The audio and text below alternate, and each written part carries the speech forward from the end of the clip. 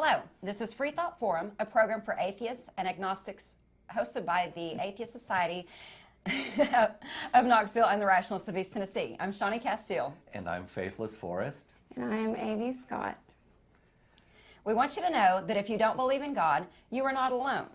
Right here in East Tennessee, you can find free-thinking atheists and agnostics.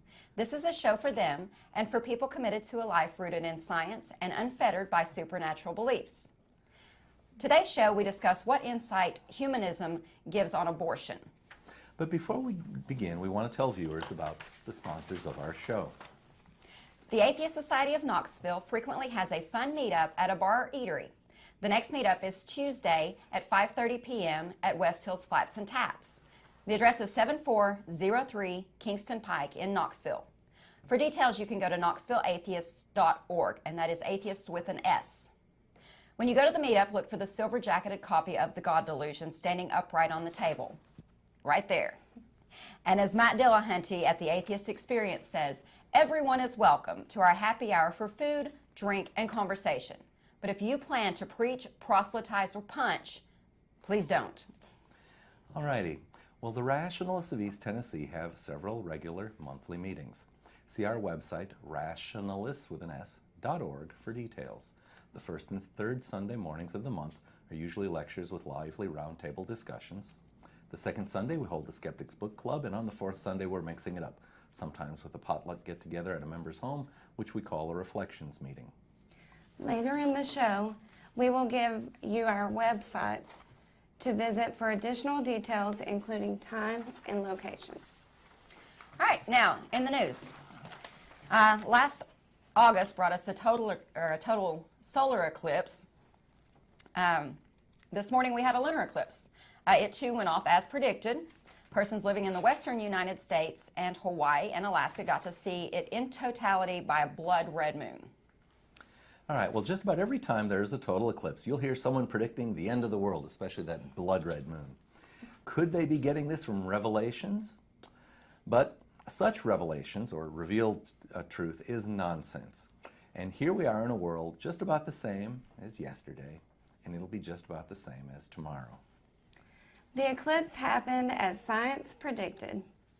Here is another prediction. There shall be no full moon in February. Since it takes over 29 days for the moon to go through the full set of phases, and February has only 28 days, and here we are less than a day away from February. It all works out.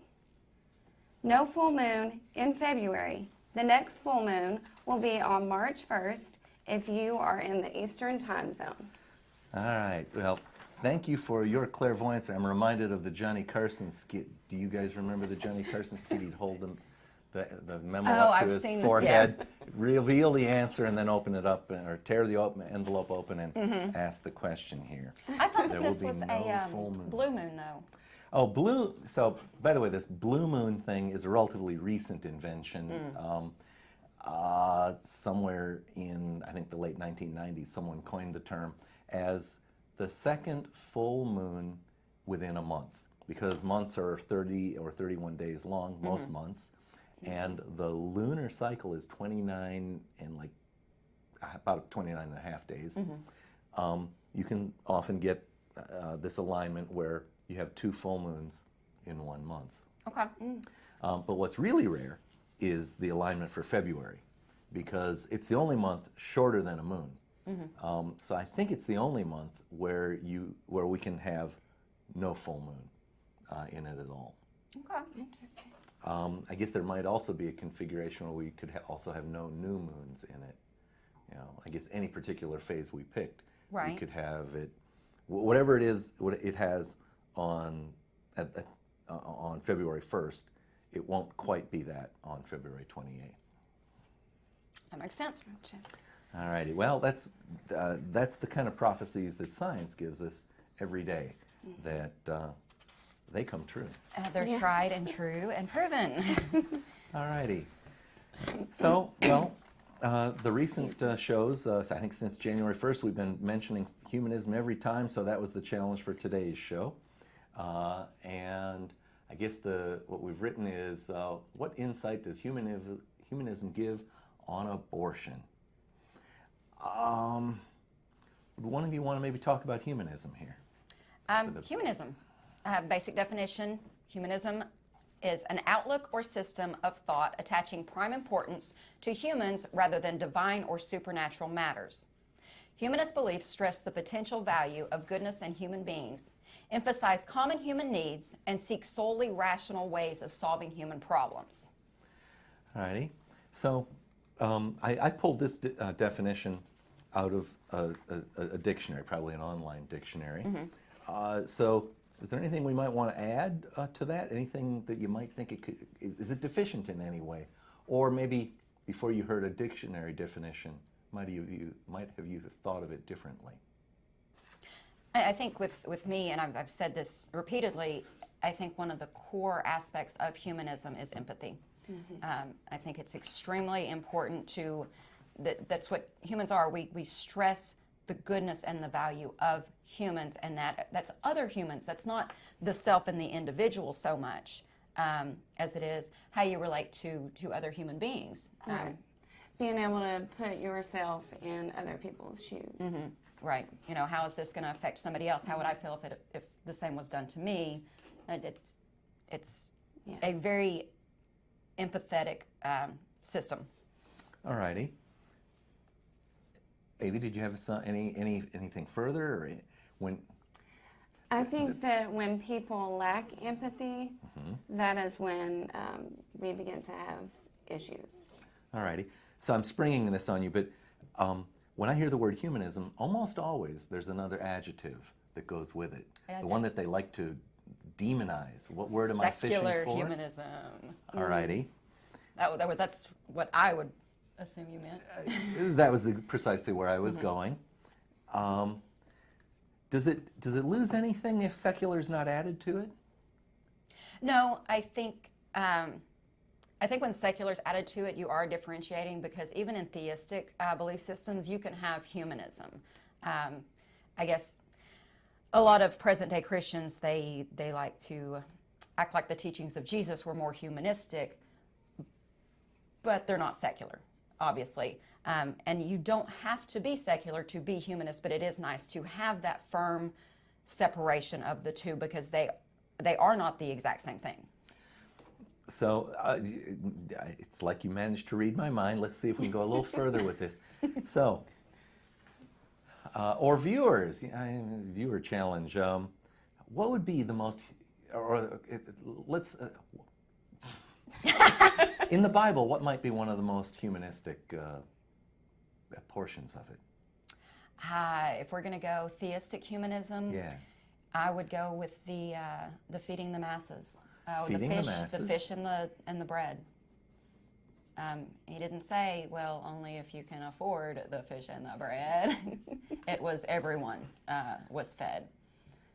But like I said, that definitely goes into theistic, because it does have supernatural and divinity attached to it. All right. That wasn't the one I was fishing for. Okay. Avi, you want to take a shot at it? It's a Jesus quote, although Confucius said it 500 years before. Do you know which one I was thinking of? Do unto? Others as you would have them do unto you. Yeah. I actually, I use that every day, And but it does not come from the Bible, for me personally.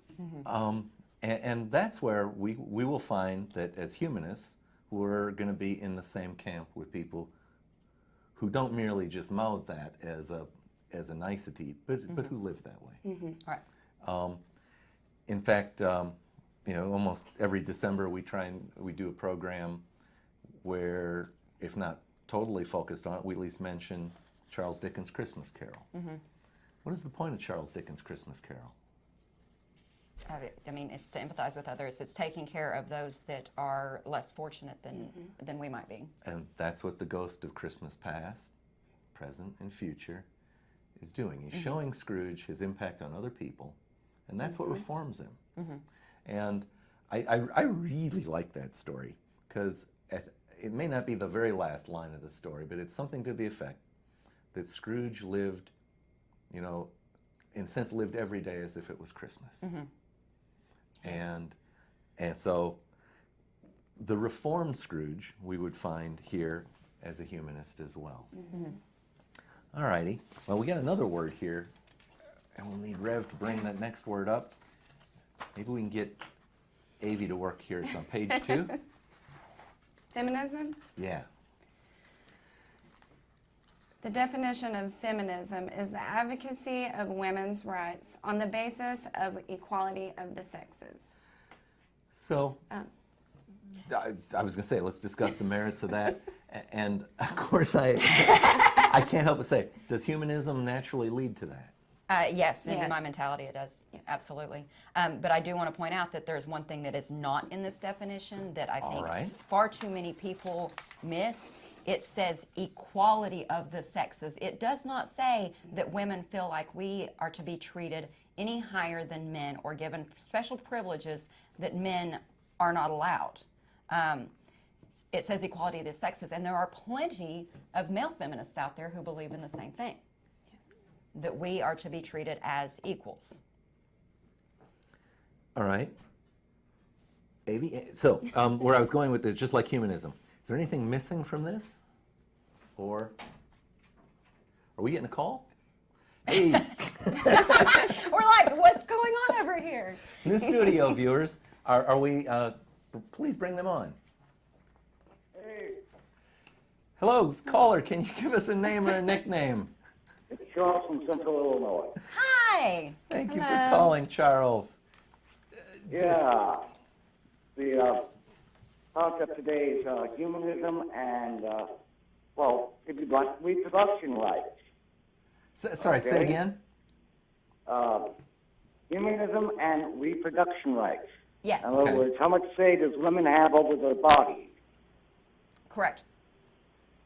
Okay? One of the significant things I have found is that despite all the wailing and gnashing of teeth, our population on the planet Earth is now well above 7 billion. Absolutely. When we made the pill available, contraceptives available, it was around 4 billion. And this big push for Roe versus Wade, it was about the same. If such a disaster, how come our population just keeps going up? Mm-hmm. You know? I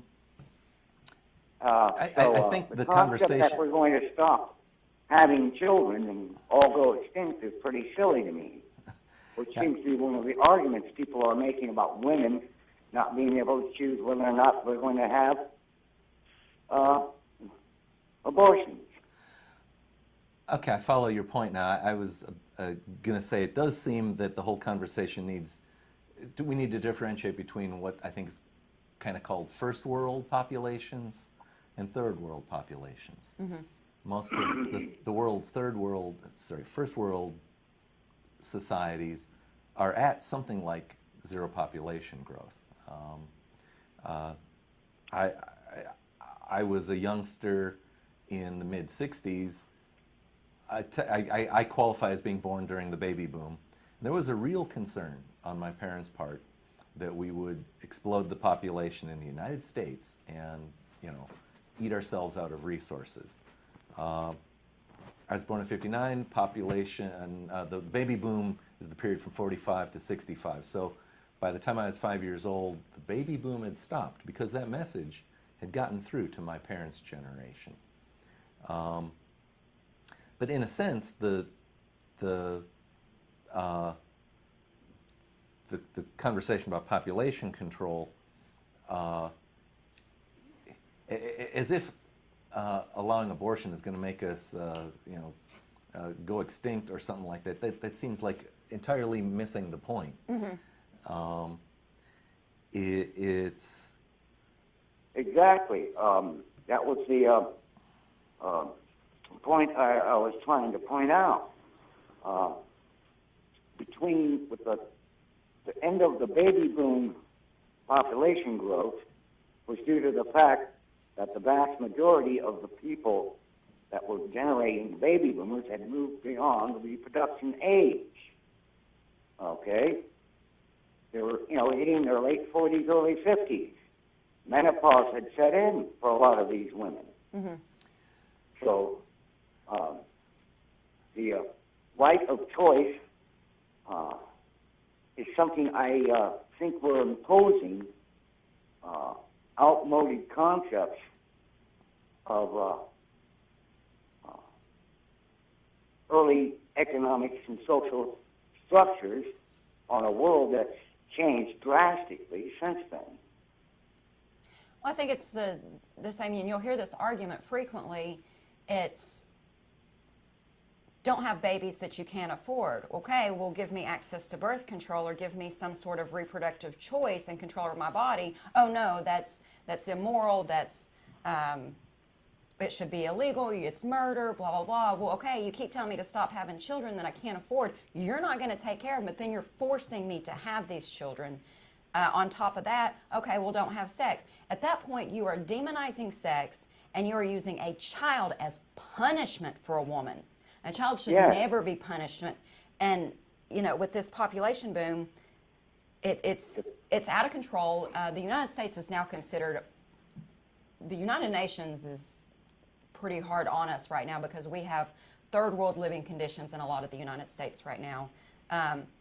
Population being one of those issues. But I think it was in the 60s and the 70s that Ann Gaylor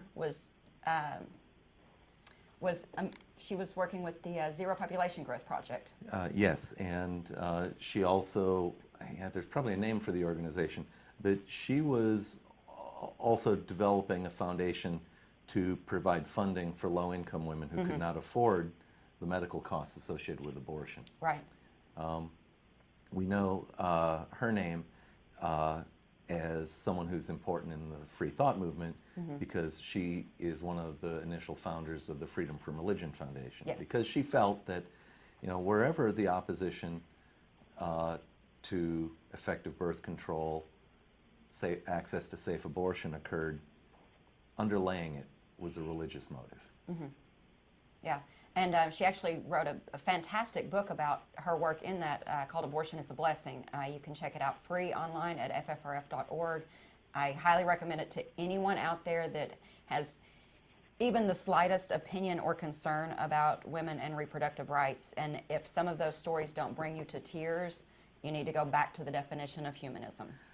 As I recall, one of the things I remember hearing is one of the powers that be men, a man, told a woman, well, if your husband wants to have sex, just say no. And I can see how that played out well when they suddenly realized they were telling women that the man was going to be cut off from his right to have sex at his demand. Yeah.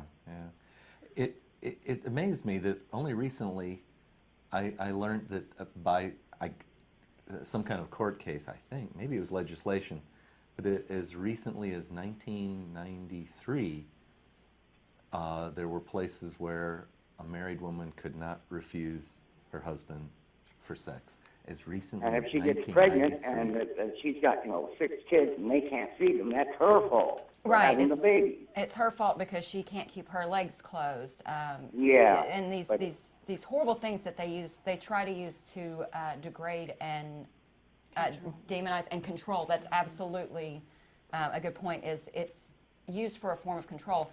You keep her pregnant, you keep her barefoot, you keep her in the kitchen. She's never going to be able to lift herself up. She's never going to be able to stand up for herself. I mean, you've got one on the hip, one on the leg, one in the uterus, and 4 or 5 of them running around. It's physically taxing and exhausting. It's emotionally taxing and exhausting. And if she made that choice, that's her choice. But for society, and a patriarchal society especially, to force that on a woman, it is absolutely a form of control. One of the things that amazes me is that they keep forgetting that our child mortality rate, our infant mortality rate, and our spontaneous, natural occurring abortions from medical reasons has dropped significantly. And that's one of the reasons why the world's population is going up so fast. Right. Well, I mean, So we have. we're not having 3 out of 5 children die before the age of 12 and so forth. Unless you're in Alabama. Well, It's what not can I quite that say? bad, but yes. They're not It is, that bad. but- it's pretty bad in Alabama. They have one of the highest infant mortality rates. in I the think- U.S. Is this I- a low It is the income? high. Yeah, it is the highest in the United States, and I want to say it ranks up pretty high nationwide. I mean, worldwide. I don't know the exact I'd ranking. like to know why the United States, with all its wondrous knowledge, technology, and wealth, cannot match Madagascar in infant mortality rates. I mean, last I heard, they had the highest infant survival rate in the world. Really, We're like Madagascar. 27. Yeah. You know, it's as if you know, once the baby comes out of the womb, it's well, hey, everybody, you're on your own. You're right. It's you don't give me options when it comes to an unexpected pregnancy. You're not And you won't pro-life. don't You're pro-birth, or I call anti-women. You force women to give birth to children that they can't afford. Then you tell them, well, you need to feed them. You need to. There's no insurance. There's no. What did they? They just cut off chips. Yeah. I can't even remember how many children they cut off chips. All the funding is going. One of the to things those that sort of also programs. one of the things that also amazes me is how the vast majority of Americans' income has either stopped dead in its tracks and is not keeping up with inflation, or has dropped. So, if you want us to be able to take care of these children, you're going to have to give us the money for the job, so that we can afford these things. But no, minimum wage, that's not good capitalism. Control, control, control. Absolutely, All right. control. Well, Charles, we recognize you, but for the benefit of viewers, we should ask, where are you located? In the middle of central Illinois, All righty. And have you watched the program before? many times. All righty. We'd invite you to come down and dine with us at the next event on Tuesday. And certainly, if you're ever here in East Tennessee, why don't you do so? I think we should clear the line, though, so Yep. that if there are more callers, we can deal with them. And we got more here to talk about. Okay, have a good one. Thank you, Charles. Thanks, Charles. All right, Oh. All righty. Well, I think we need to plunge on talk here. I had some words that we want to work on, and then we'll have the mid-program break in a few minutes, and then maybe we'll bring the original scheduled host back on with you. All right? All right. All right. So we've got a slide here with 4 words, and I thought we ought to do a similar thing with them and talk about what we mean. Well, these are words that I think have some utility when we have a conversation about abortion. And the first word I've written is human. And what do I mean by human? Well, okay. Human is, among other things, a name of a species. We are human. We are not cats. We are not trees. We are human. Every one of our cells is human. Now, the next line up there says human being. That's quite different. My blood cells are not human beings. Correct. All right. Now,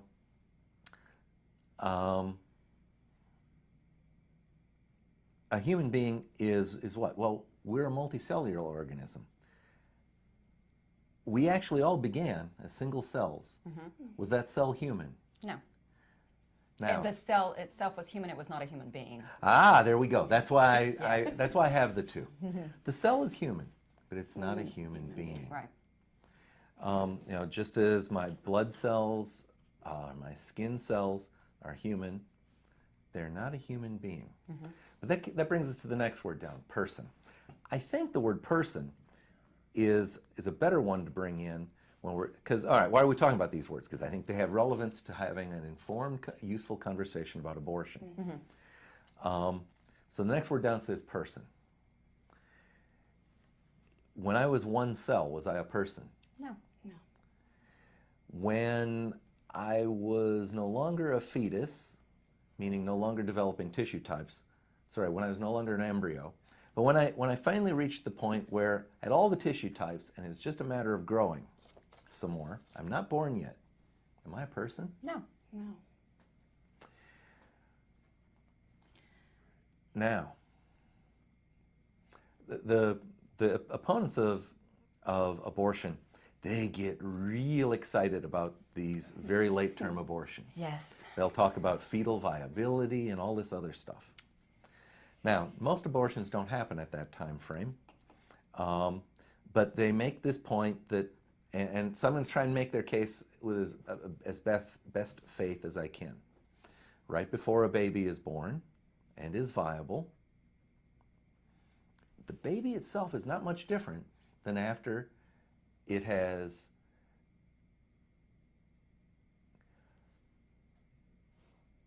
I'm going to say emerged from the birth canal, and the doctor's taken the scissors and is ready to cut the umbilical cord. Is that baby a person? Before the umbilical cord's cut? Okay, let's say that, yeah, all right, let's say before. You could argue that that it's not a person because it's still attached to the mother. Avi? I would agree with what Shawnee's saying. The baby, or excuse me, the fetus. Well, it's already come out of the The birth fetus. canal. Okay, it's out. Yep. It's out, Yep. but not cut. So, okay. The it doctor's means holding it. He's got the scissors. He's it clamped means off the umbilical. mother. Yep. He's clamped off the umbilical, and we're going to cut the cord. So I would The say scissors no. haven't closed yet. Okay, yeah. Scissors I haven't would say closed yet. no. But we're talking about late term. Well, We're talking about just a birth. whether it's full term or premature, baby has exited tricky. the mother. The umbilical cord is about to be cut. Is the baby a person? No. It's viable, but it's not a person, in my opinion. I haven't heard. I from don't know. anything. That's kind of tricky. That's why I'm to doing me. this. It's tricky. I said I'm because making the best case. This is tough. It is tough. We close the scissors. Is baby a person? Yes. Avi? Is the baby a person? Yes. All right. So we've I got would one agree, yes, but one I'm no. on the fence Now, about can I have a conversation with this baby? No. no. Not really. Now, can the baby communicate with me, Yes. with you, and you and me? How? It communicates whether you understand it or not. Probably baby is screaming because it's reacting to a temperature change. I suspect that's what brings on the initial cry, is that it's experiencing sensory input that it reacts to very reflexively, I'm sure. So It depends when on we how when we you close define the scissors, communication. yeah. That's why we're talking about words, Right. because what we mean by these words carry important differences. So, we closed the scissors. You said no. I think you said yes. Although I may have scissors- browbeat you Scissors into it. closed, yes, it's a person. Yes. in Yes, my and you opinion. said Yes, all right. So, because it's detached. So at this point, once the scissors have closed and the umbilical severed, in a sense, what happens to this baby is now, and what happens to the mother is now independent. They've achieved independence from one another. Mother still has to deliver a placenta and survive some risk due to all of that, but that risk is now independent of what's going on with the baby. So the process of being born is when the transition of pregnancy has risk associated with it. The process of being born is the process, a very risky process, that sort of ends with a big reduction in risk to the mother. At that point, the mother the relationship between the mother and this, well, is it a person? We're arguing about that, has changed dramatically. And in particular, the receiving doctor can take and hold the baby and become, for a moment or forever, that the doctor or other people can become for a moment or forever responsible for the welfare of that child. So that's why I've got the last phrase up there, member of society. I think when the scissors close, whatever this is, this human being, maybe person, has become a member of society. Absolutely. At this point, enjoys the rights of society, and as part of enjoying the rights of society, will grow into bearing the responsibilities of society. That's what that whole thing is from birth to 18 years old, is kind of learning what it takes so that you can bear the responsibilities of society too. Right. And how to be a productive member of society. All righty. Were my words useful here? Yes, very. Yeah, this is always good. All righty. Well, we're maybe a little bit ahead of the break point, but what I'm going to suggest is that we launch into the mid-program break, and I'll surrender my microphone to the regularly scheduled host, and you guys have this stuff and this stuff to talk about. Yes. So let's go find that break. All right. Who has the first word on the break? I do. All right. In case you are just now tuning in, this is Freethought Forum, a program by the Atheist Society of Knoxville and the Rationalists of East Tennessee. You can give us feedback by calling, oops, I'm on the closing. My bad. We have moved. This is our new regular time, every Wednesday from 6:30 to 7:30 p.m. Eastern, on Knoxville Community Access Television, Channel 12 or 194. Depending on your local cable network. Tell your out-of-town friends they can find us streaming on live at ctvknox.org. Take it away, Avi. Today's show is live Wednesday, January 31st, 2018. And you can call in on the number on our screen, right there, and speak with us. While we take a short break, please watch these informative videos about our sponsors. Do you find stories of talking snakes laughable? Do you prefer the scientific method over supernatural beliefs? Are you concerned about religious leaders and organizations imposing their values and rules on your body, your family, and the rest of our society? Well, take comfort in the fact that you're not alone. The Rationalists of East Tennessee meets for fellowship and provides a forum for people who support skeptical thinking and rational discussion of these and other issues. To find out more information or to find out about our next meeting, visit us on the web at www.rationalist.org. If you live in or around the Knoxville area and are questioning your religious beliefs or simply believe in one less God than everyone else, well, you're not alone. The Atheist Society of Knoxville is a fun and friendly group of people just like you that meets twice a week at a bar or restaurant. We meet every Tuesday night following the show. You'll find our group either inside or on the patio. Look for Richard Dawkins' silver-jacketed book, The God Delusion, standing upright on the table. But if you plan to preach, proselytize, provoke, or punch, please don't. We all question what we believe at one point in our lives.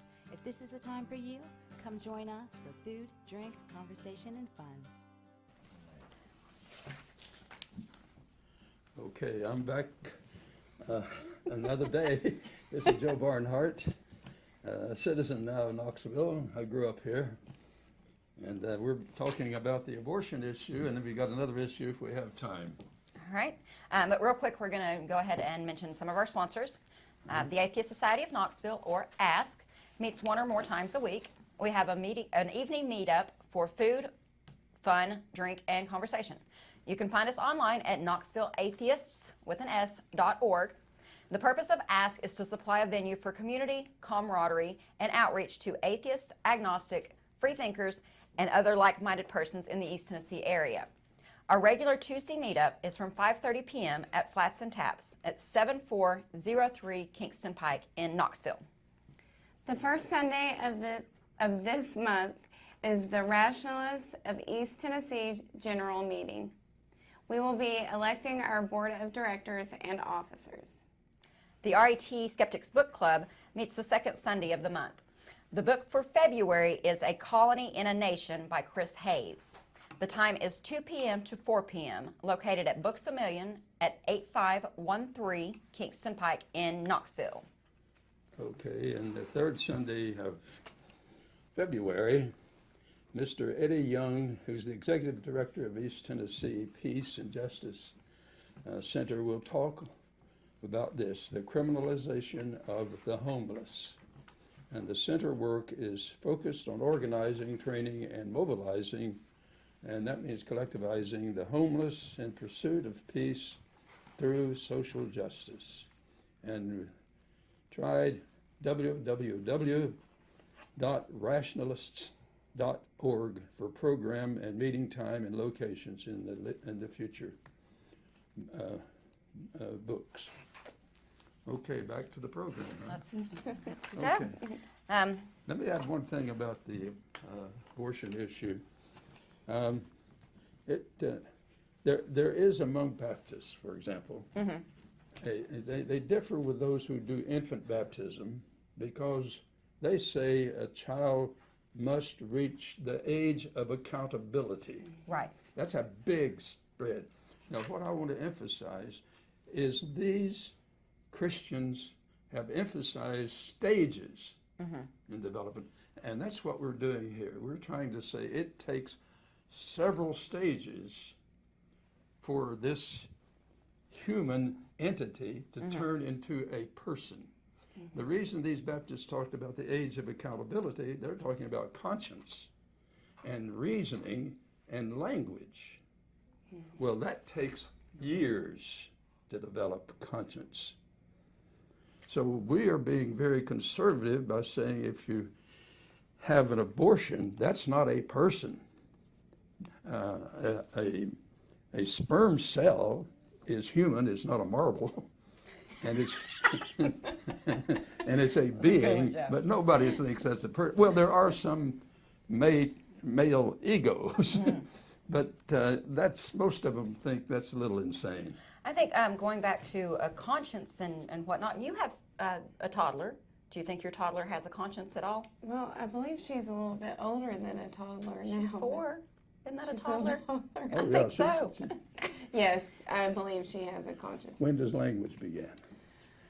About 2 years, isn't it? About a year. Well, Go. I mean, are you saying when do they start speaking, like trying to communicate with sounds or full-on sentences? Well, enough that'd be greatly Full-on different sentences. from a dog or a cat. Okay, to where they can possibly communicate and take care of themselves. No, I don't think a dog can say mama. No, yeah. Okay. And I know you've had my dogs for a month, one, maybe you two, told me. Dogs can read They tone can of say mama now. dogs can read tone of voice, and Yes. cats can. But it Well, takes cats time can for too. language to develop. Well, even infants, though, they've researched and studied infants, young infants, and they, had them on video. And when mother's talking to them, they get very animated and very excited. And then when mother stops talking, Yeah. and they think mom's not there, they get very, very quiet. They get very, very still. So to me, that's a form of communication. Yeah. Now They my respond to the rhythm. now my dogs are this way. In fact, they respond as soon as they hear a plate rattle around a certain time. Your Because kids do too. well, husbands are that way for sure. So what we're talking about are stages of development, and we're saying conscience, as we call human conscience, is not in an infant. No. It just isn't there. I mean, not. You can sit and talk all day with an infant, and you're not going to get much communication in terms of conscience response because they aren't there yet. And I'm saying if you don't have a conscience, you are not yet a person. You're a human being, but you're not yet a person. I think you are a person, though. I mean, Okay. if we had the definition of person right in front of us, but the way I'm looking at it is an infant still has a certain set of rights. And that's part of our job, is to ensure that this person Good point. maintains this right. Once you decide not to have abortion, then we are very strict about having rights. And we should, because if you interfere with them in the process of developing, first of all, by a certain age, they can feel pain. Now that takes a good while before they feel pain, we think. Pain is developed in utero in the third trimester. Third trimester, yeah. Right. There has been yet to be any definitive evidence that pain occurs, that the infant or the fetus can feel pain in the first or second trimester. And that's another argument with abortion, with these pro-birthers, anti-choicers, whatever you choose to call them. They want to talk about how it must be so painful for the fetus. The fetus can't even feel it. They might have very, very primitive and primal reactions to, like when a woman's pregnant and touch your belly and the fetus might react to it. That's not because everything's making a connection. That's like, poking an amoeba with something and it moves. That doesn't mean it feels pain. It's very... We can tell a clear difference between a 2-year-old, I mean, they can just go on and on talking, and a 2-month-old. Yeah. I mean, that's an enormous gap, and conscience is developing. And A fetus most does not women- have a conscience. Most women have their abortions within the first trimester, and that's when the doctors will suggest that you do that Yeah, that makes sense. within the first trimester. Right. Before 12 weeks? Yeah. 12 weeks? Yeah. But there are very, very few abortions performed in the third trimester. I'm still on the fence on whether or not third trimester abortions should be completely legal. That's something that I battle out within myself. I think you would agree if a mother's health is Yes, Yes. absolutely. But my Also, thing is it's not even legal in the United States unless there is a medical emergency if the fetus is viable, and the fetus is not typically viable until the third trimester, and meaning the it can word- survive outside of the womb. The word viable is a little misleading, because if you turn a newborn loose on its own, what's going to happen? You, In a month, what's going to happen? it's not going to make a month. That's the point. No, but as far as viability, it doesn't rely on the mother or the host's cells and body and blood and... It relies upon the social womb then. Right, yeah, And without it, absolutely. it would not survive. It is not viable without that social womb. Yeah. You want to go into the social womb right now a little bit, or do you want to talk about some bodily autonomy? Well, the social womb means that you are still developing. There are still stages. And without that social womb, those stages would not come about. For one thing, the parents or an aunt or an uncle or a mother is working to bring them food. Yes. That's part of the social environment. And the eyebrows and the tone of voice and the vocabulary and gradually the grammar is social. That you are not born with a language. No. In fact, I used to work Or at a Rega's religion. restaurant, which is Greek. Yeah, Avi brought up a good point. You're not born with a religion either. No, you're not born with religion. Otherwise, Until the social woman indoctrinates it into you. well, that's why some of them baptize infants Right. to give them a religion. And the Baptists, I argued earlier, says, no, you got to have a conscience and a language to understand that. Well, they call it the age of accountability, but what 12 and 14-year-old do we know that's completely accountable for themselves anyway? I Well, mean, they can do it. The Baptists had arguments among themselves as to when you should baptize a child, and don't do it too soon because they don't know what they're to say. Right. Now, the reason it was so important to some of those Baptists, not all, is if you didn't get saved, you went to hell. And I used to imagine some of my friends go to hell at 14. Right. Now, some of their fathers might think they should at that age, but you see the point. Right. They are now assertive persons. That's clear. Yes. Yeah, they are. And remember, viewers, this is a call-in show. We are live right now, 865-215-2288. If you'd like to ask a question, comment on humanism and abortion, bodily autonomy, the social womb, anything we've discussed already, just give us a call. And you want to go a little more into the social womb and the aspects Well, of... the social womb, someone asked me when I was debating the Ten Commandments, Moses getting the Ten Commandments, I said he didn't go up on Mount Sinai to get the Ten Commandments from God. He had a mother. She told him, don't steal, don't lie, and later on explained what adultery was. And don't, this and that. And even the Sabbath holy is just saying, you got to have a day of rest. Mm-hmm. And all of this is mothers and fathers learning the hard way that you have to have rules and regulations. Mm-hmm. And my mother used to say, okay, when you misbehave, go out now and play rocks, throw it at each other. And of course we thought that was nuts because we played games. And we said, no, we want to play a game. She said, well, then that's rules and regulations. Okay. So, there you go. She didn't have to preach, just gave an example. Yeah, go throw rocks at each other. So I remember I got picked on by a bully once, bigger than I, and he wouldn't stop. So I resorted to a rock. Unfortunately, it was a brick. And I had my hand on the other one. And he said, don't do that. But the tone of voice says he's finished too. But what rules are is keep people from being hit in the head. Because sometimes you don't get up to attack. You just don't get up. Yeah. Yeah, and I mean, that goes into empathy as well. So I don't want anybody hitting me.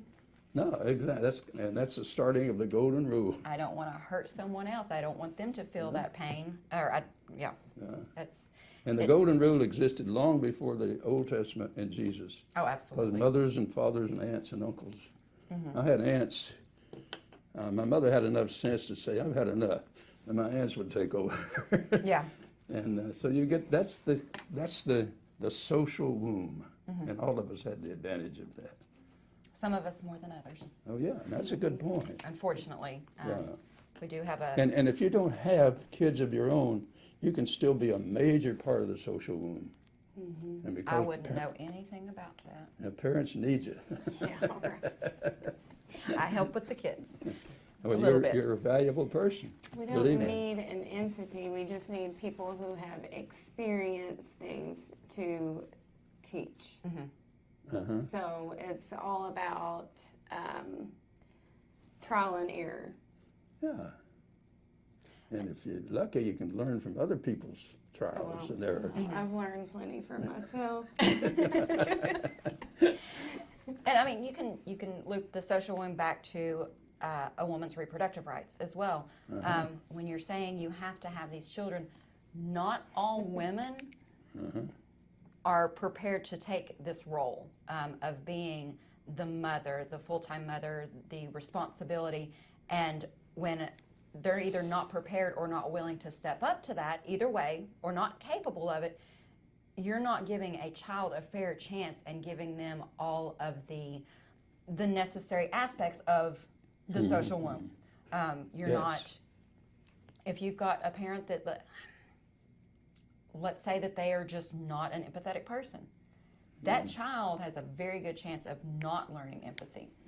If the mother is absent, who's that child going to learn to rely on? It's, I think, giving women the choices and giving us control of our own bodies, it helps a lot with that and contributing to that and breaking some of these cycles of, well, my parents were never there and my parents were never there. Well, my mom was a bad mom. Well, you got to break the cycle somehow. Giving us a choice is a big portion of that. It takes a lot to make a person. Yeah, it takes a lot to raise a child. Oh yeah. It does. To raise a happy, healthy, productive member of society. Yes, and you are a product of your environment. Yes. Absolutely. So if you are raised in a very empathetic household, then that is how you're going to be, or wherever you grow up. Yeah. You're going to be that way. Yep. Let's slide on into bodily autonomy for a moment. Avi, do you know what bodily autonomy is? You have rights to your own body. Right. And you are allowed to set up healthy boundaries and everybody's boundaries are different. But you have rights to your own body. Nobody is allowed to do anything to you that you do not want them to. I think, and many of us have seen this, we don't have a slide for this one, but there's, for a long time, been a meme going around regarding bodily autonomy. And it is in response to a pro-choicers, is it really just your body?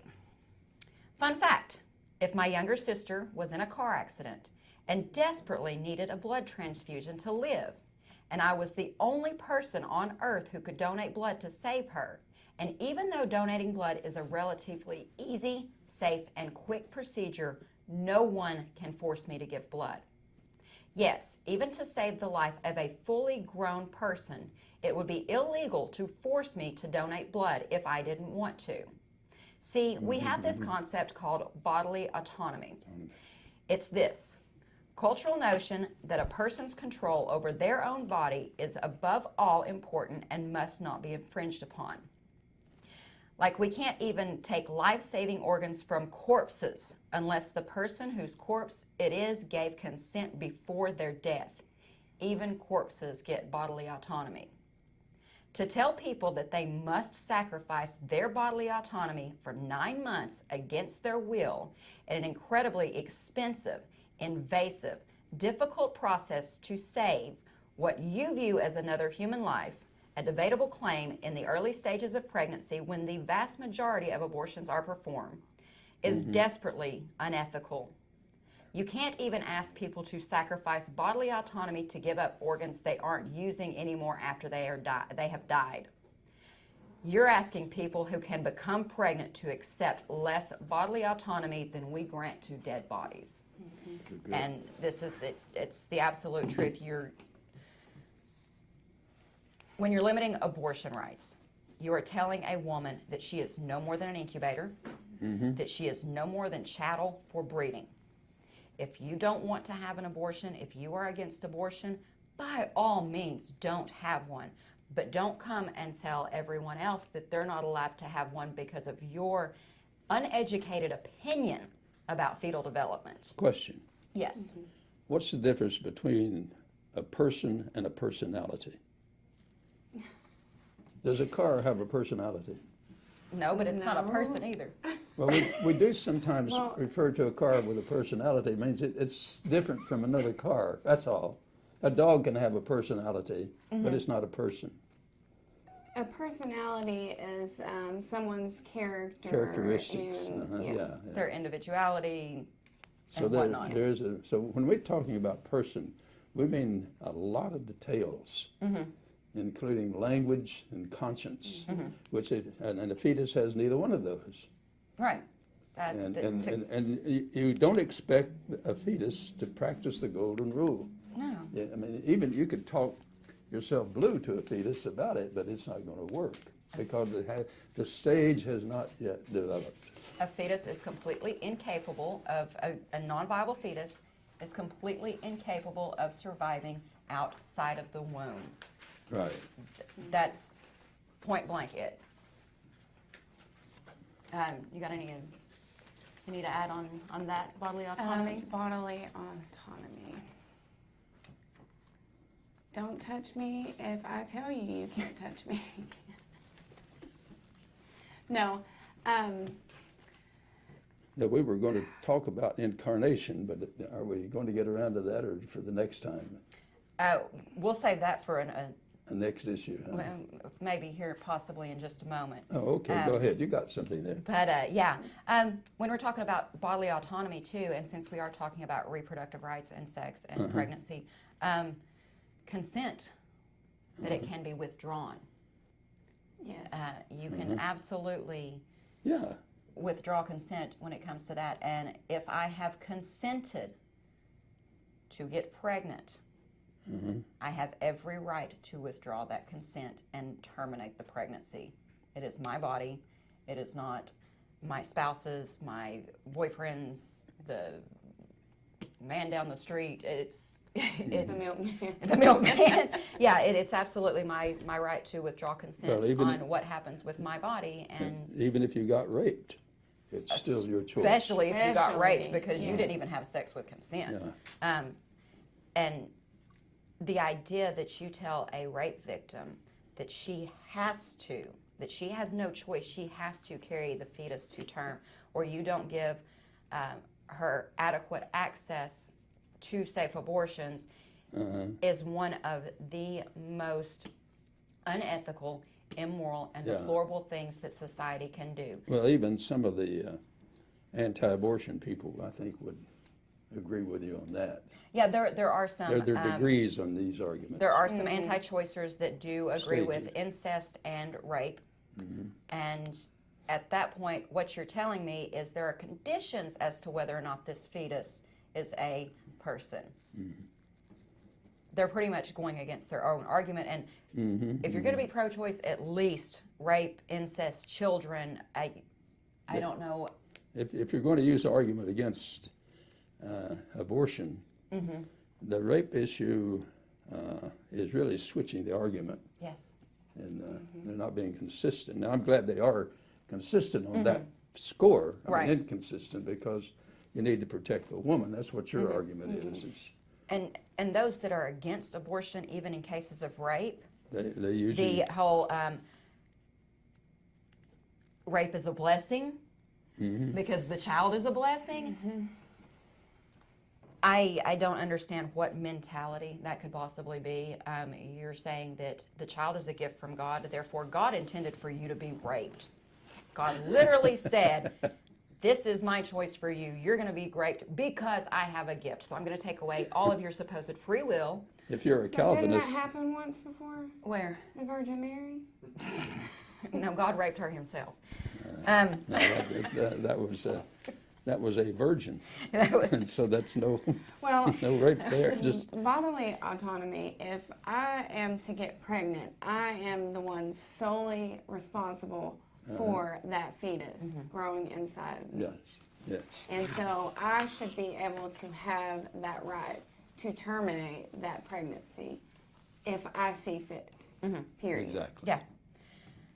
Yep, absolutely. And on the same token, talking about reproduction, if a man is under the impression that a woman is on birth control and she has not been honest and he decides to opt out, I think that he should have every choice whatsoever. I mean, every choice to opt out of being a father because he was not consenting for his sperm That's a to good be point. I used agree. That's a good for Yeah. pregnancy. That's a good point. I yeah. agree with that. If he's gonna be Absolutely. held responsible, yeah. Right.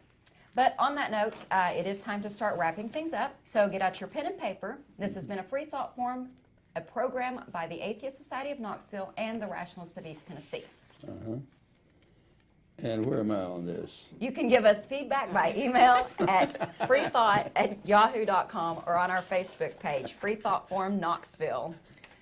You and your friends can see this show on Wednesday evenings from 6:30 to 7:30 p.m. Eastern Time on this Knoxville station and online at CTV Knox.org. Okay. All right.